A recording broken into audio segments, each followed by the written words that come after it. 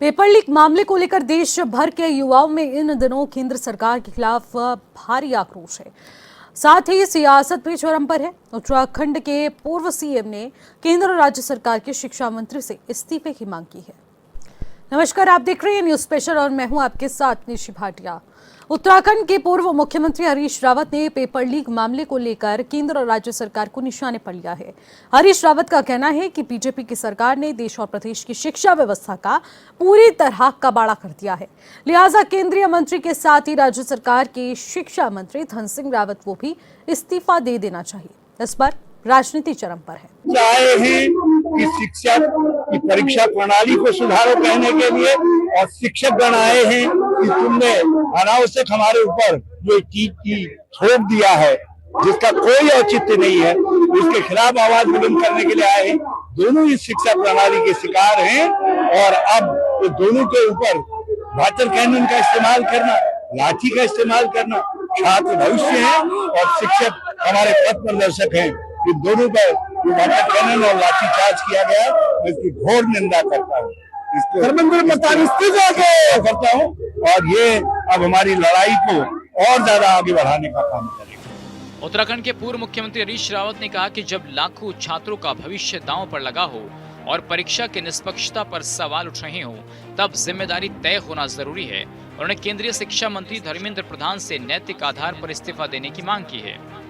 इतना ही नहीं, हरीश रावत ने उत्तराखंड के शिक्षा मंत्री धन सिंह रावत को भी निशाने पर लिया। उन्होंने कहा कि शिक्षा व्यवस्था में लगातार सामने आ रही अनियमितताओं और भर्ती परीक्षाओं में गड़बड़ियों के मामलों को देखते हुए राज्य सरकार को भी जवाब देना चाहिए। राज्य सरकार और केंद्र सरकार को माननीय सुप्रीम कोर्ट में जाना चाहिए और कहना चाहिए, अरे ये 30 साल के 25 साल के अनुभव के साथ कोई अपने रिटायरमेंट के मैदान पर खड़े हैं, अब उनसे कह रहे हैं कि आप आपकी परीक्षा पास करो।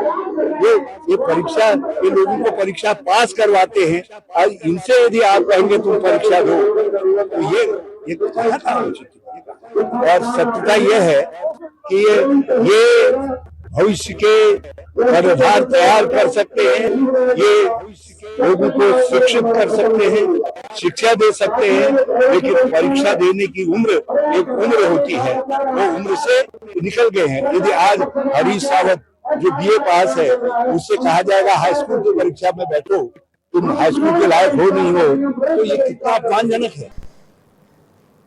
तो नीट पेपर लीक मामले पर अब राजनीति चरम पर है और राजनीतिक गलियारों में इस वक्त हलचल मच चुकी है।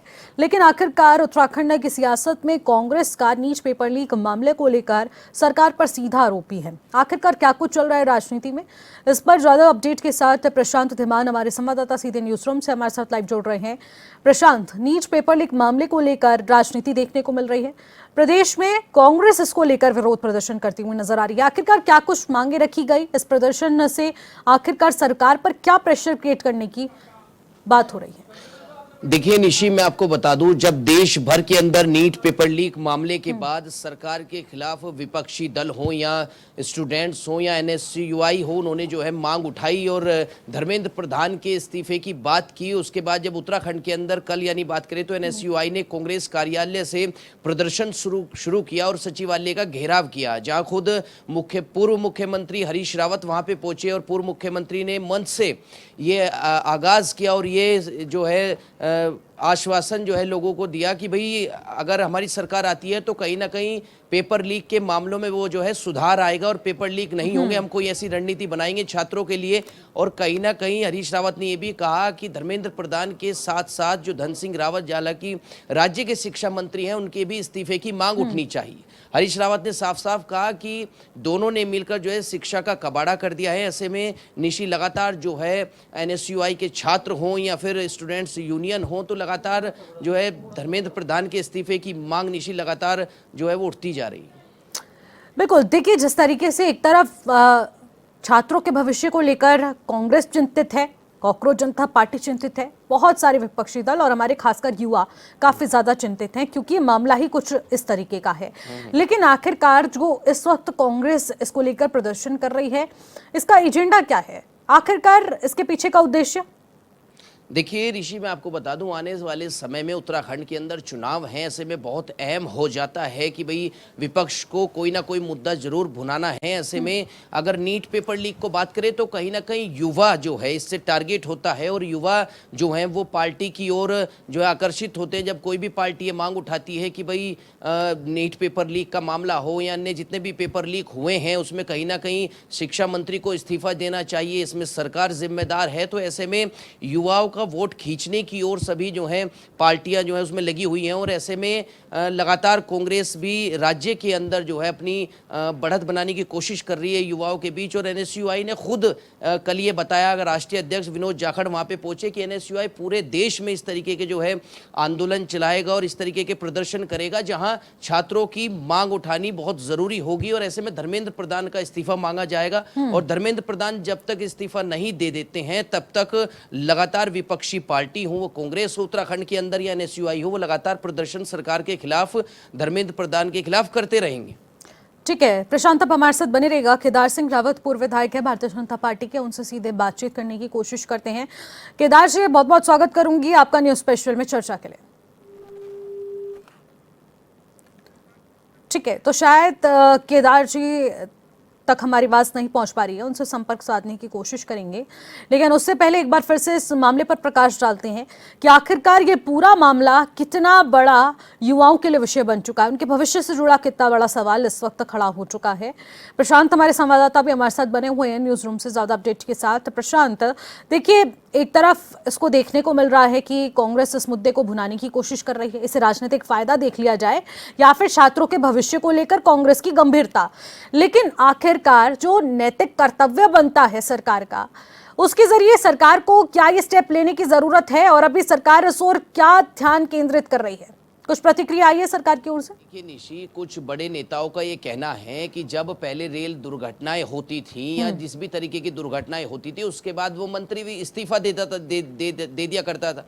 खुद हरक सिंह रावत ने ये बयान दिया कि भाई लाल बहादुर शास्त्री ने जिम्मेदारी लेते हुए खुद इस्तीफे दिए हैं। कई मुख्यमंत्री ऐसे रहे हैं, कई केंद्रीय मंत्री, राज्य मंत्री ऐसे रहे हैं कि भाई जब उन पे वो विभाग नहीं संभला या फिर उस विभाग में कोई गड़बड़ी पाई गई तो उन्होंने इस्तीफा दिया। तो ऐसे में खुद वो राज्य सरकार हो या केंद्रीय सरकार हो, ऐसे में लगातार मांग उठ रही है कि भाई ये धर्मेंद्र प्रधान इस्तीफा दे दे, क्योंकि ये एक बार के पेपर लीक की बात नहीं है। पिछले अगर पिछले सालों में बात करें, 4-5 सालों की बात करें, तो कई बार जो है नीट पेपर लीक का मामला पहले भी उठा है, पहले भी लीक हुआ है। उसके बाद जो है अन्य जो कई पेपर सीबीएसई की बात करें तो उसमें भी कहीं ना कहीं जो है ये सब चीज़ें देखने को मिली। तो ऐसे में निश्चित कहीं ना कहीं धर्मेंद्र प्रधान हो या राज्य मंत्री हो, उन पर सवाल तो उठता ही है फिर।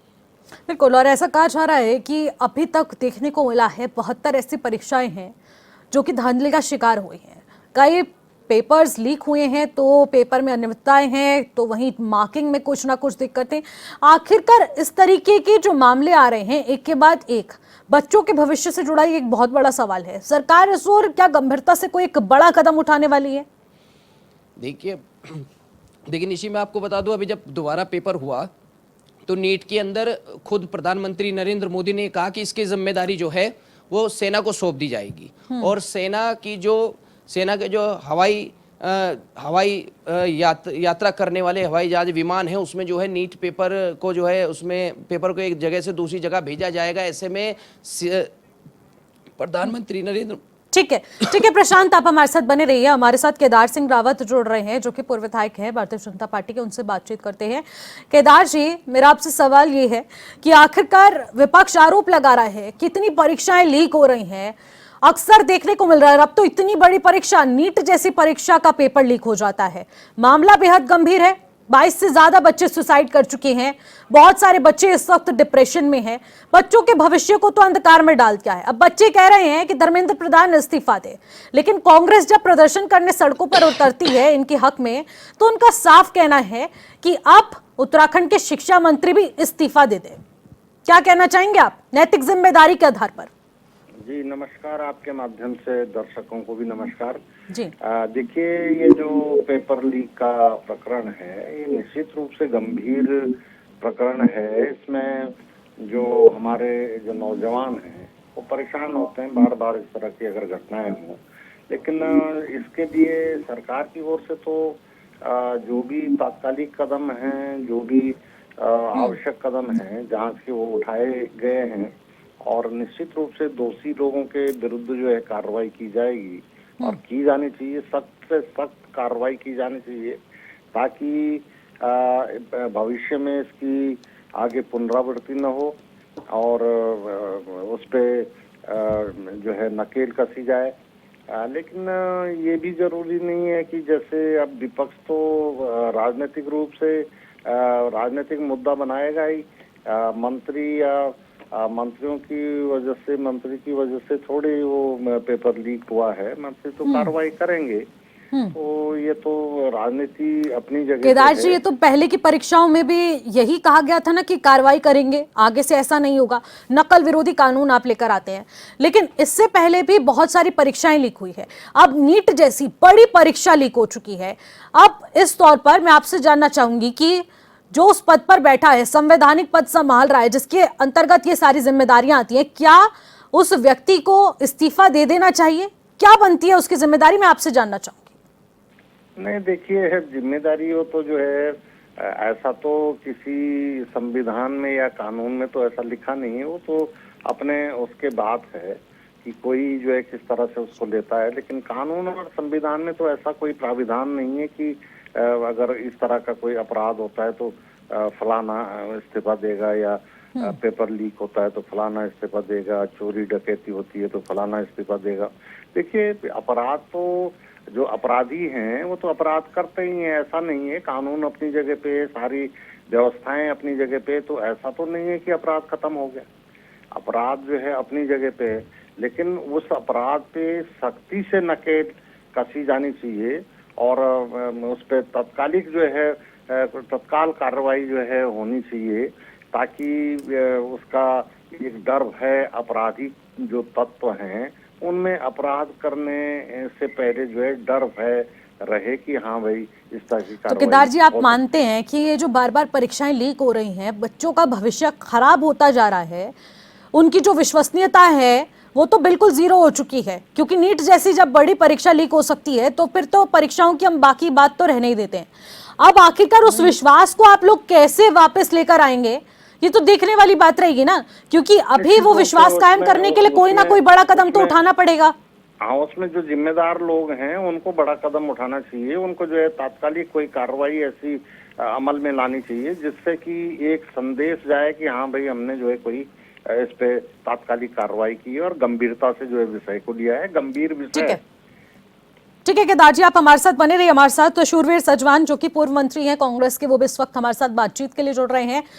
शूरवीर जी, आप लोग लगातार आंदोलनरत है, प्रदर्शन कर रहे हैं, जन संघर्ष कर रहे हैं क्योंकि नीट पेपर लीक हुआ है और इस मामले को लेकर अब केंद्रीय शिक्षा मंत्री के अलावा भी उत्तराखंड के यानी कि राज्य के शिक्षा मंत्री के इस्तीफे की भी मांग तेज हो चुकी है।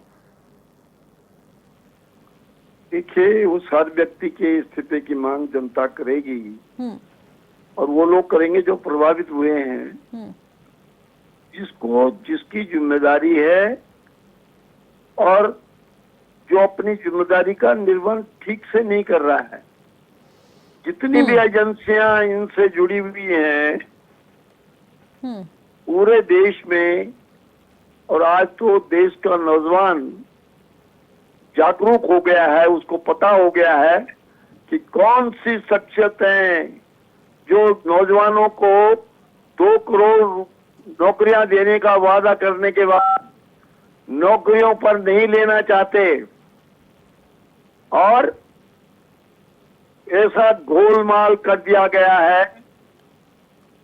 और लोगों ने समझा कि धर्मेंद्र प्रधान जो केंद्रीय शिक्षा मंत्री हैं वो सबसे बड़े गुनाहगार हैं। उनसे उनके इस्तीफे की मांग पूरे देश में चल रही है और धर्मेंद्र प्रधान तो एक बोरा है। देश के प्रधानमंत्री को, देश के गृह मंत्री को, देश की सरकार को अगर इनमें नैतिकता है तो अपनी जिम्मेदारी लेनी चाहिए। और जो लोग पकड़े गए हैं, ये पकड़े जाते रहे हैं, उनको कितनी कठोर सजा इन्होंने दी है, ये अगर नहीं दी है तो इस बात का द्योतक है कि ये उन गुनाहगारों को बचाने में लगे हुए। ठीक है, लेकिन आपने एक और शब्द का इस्तेमाल करा था जो कि आपके स्लोगन में शुमार था कि बच्चों का भविष्य बिक रहा है। इससे क्या समझा जाए? इसलिए समझा जाएगा कि जो व्यवस्था है, व्यवस्था इतनी चरमरा गई है कि जब पेपर लीक करने के 25-25 लाख रुपया लिए जा रहे हैं, 40-40, 50-50 लाख रुपया लिए जा रहे हैं, तो वो जो बच्चे, जो गरीबों के बच्चे हैं, जो बमुश्किल, जिनके माँ बाप अपनी मजदूरी से पैसा इकट्ठा करके लाते, अपनी मेहनत की कमाई लगाते हैं और तब बच्चों को परीक्षा के लिए तैयार करते हैं, मैं उनको सलाम करता हूं। किंतु उनकी मेहनत का सरकार की आंखों पर इतनी पट्टी बन गई है कि उनकी मेहनत की तरफ किसी का ध्यान नहीं है। एक नहीं, दो नहीं, कई दसों बार पेपर लीक हो चुके हैं और पेपर लीक करने के गुनाहगार फिर से ससम्मान छोड़े जाते हैं और उनको वही इज्जत वही दी जाती है।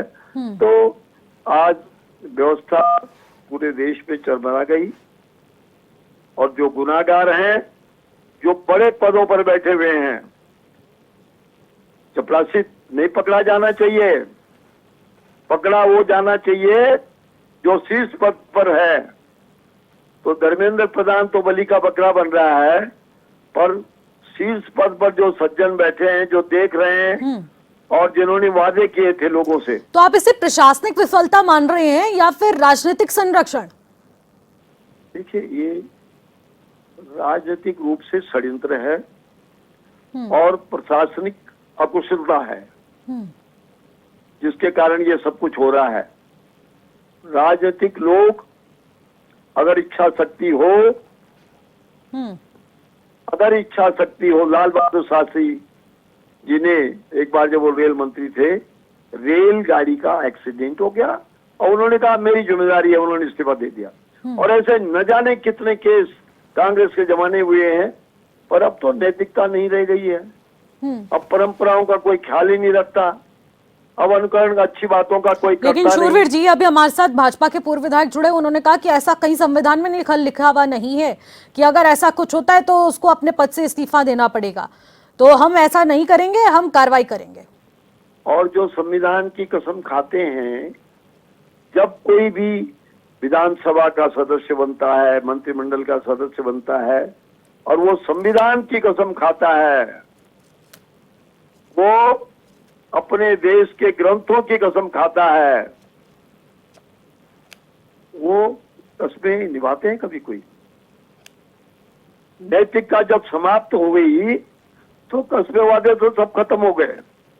कस्में वादे निभाने वाले लोगों का अब धीरे धीरे मैं समझता हूं देश में अब कमी हो गई है और उन लोगों के हाथों में आज ये पूरा सिस्टम आ गया है जो सिस्टम से खेल रहे हैं, देश की जनता को धोखा दे रहे हैं, किसानों को, गरीबों को, अनाथों को, अपाहिजों को और मेहनत कशों को, ये सब दुश्मन है।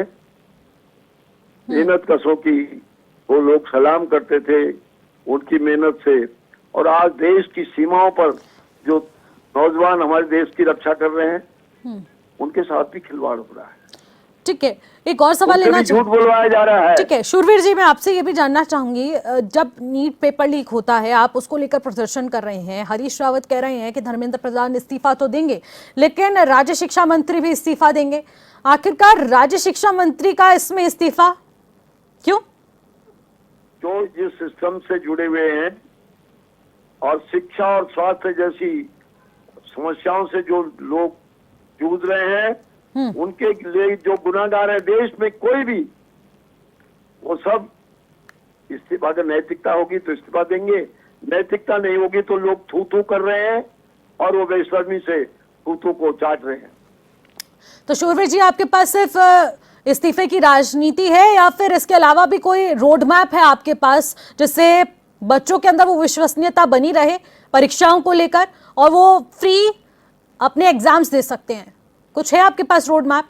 बहुत लोगों ने अपनी जान भी दे दी है, बहुत लोगों ने अपनी जान दे दी और अपने माँ बाप को जो वो वादा करते थे कि हम जाएंगे परीक्षा पास करेंगे, वो वादा पूरा नहीं कर पा रहे हैं। और इसी कारण आज पूरे देश में ठीक है, ये आग धधकती जा रही है ठीक है, कि आज देश के वो व्यक्ति जो देश के शीर्ष पद पर बैठे हैं, जिन्होंने कहा था ठीक है। 2 करोड़ लोगों को प्रतिवर्ष नौकरी देंगे, 14 से लेकर 24 हो गया, 10 दूनी 20 करोड़। तो बताएं कि श्वेत पत्र जारी करना चाहिए कि तुमने अपने वादे ठीक है। कितने पूरे किए। ठीक है शूरवीर जी, जवाब ले लेते हैं। केदार जी, मैं आपसे जानना चाहती हूँ, जब नीट जैसी बड़ी जो परीक्षा है वो लीक हो जाती है, अब सरकार अपनी कार्रवाइयों का आश्वासन दे रही है, मैं आपसे जानना चाहूंगी इन आश्वासन के बीच बच्चों की वो परीक्षा को लेकर विश्वसनीयता कैसे आप वापस लौट आएंगे? निश्चित रूप से देखिए, ये मैं पहले ही कह चुका हूँ कि ये एक बहुत बड़ी घटना है और इससे जो हमारे नौजवान हैं, जो परीक्षार्थी हैं, जो बेरोजगार हैं, उसकी तैयारी कर रहे हैं परीक्षाओं की, उनका जो है मनोबल गिरता है और अविश्वास का एक माहौल पैदा होता है। तो उनमें विश्वास पैदा करने के लिए जो सरकार ने जो है तत्काल कार्रवाई की है। आप सबने, हम सबने देखा कि जो इससे संबंधित लोग हैं वो कहीं पे भी रहे हों, उन पे छापे पड़ रहे हैं, गिरफ्तारियां हो रही हैं। अब जहां तक सजा की बात है तो सजा तो जो है न्यायालय ने करनी है, लेकिन जो सरकार के अधीन जो सरकार के अंदर अधीन जो कानून और उसकी व्यवस्था है, लॉ एंड ऑर्डर की व्यवस्था है, उसके तहत जो है तात्कालिक कार्रवाई हो रही है, तत्काल कार्रवाई हो रही है।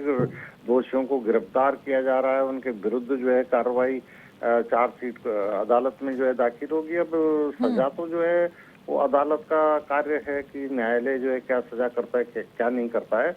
लेकिन सरकार का दायित्व जरूर इतना है कि वो जनता का विश्वास, उन परीक्षार्थियों का विश्वास, बेरोजगार नौजवानों का विश्वास, उसमें पुनः जो है विश्वास उनका जो है हासिल करे और इस दृढ़ता से कार्रवाई हो, ताकि जो है एक संदेश जो है वो इस तरह के अपराधियों के विरुद्ध जाए।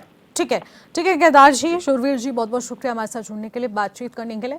तो देखिए, अब नीट पेपर लीक मामले को लेकर एक तरफ सरकार कार्रवाई का आश्वासन दे रही है, लेकिन विपक्ष का कहना है कि केंद्रीय शिक्षा मंत्री और राज्य शिक्षा मंत्री दोनों की नैतिक जिम्मेदारी बनती है कि वो अपने पद से इस्तीफा दे दे।